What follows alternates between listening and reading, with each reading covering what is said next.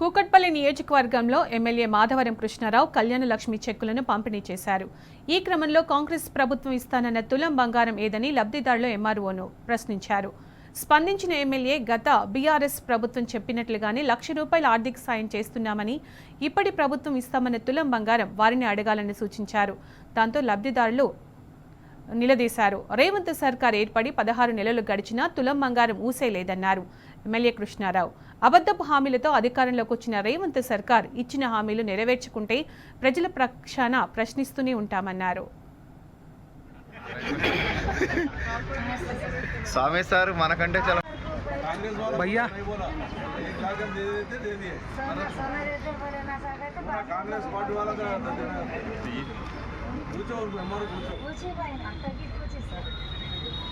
देते सर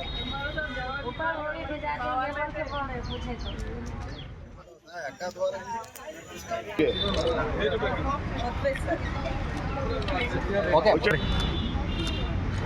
राधिका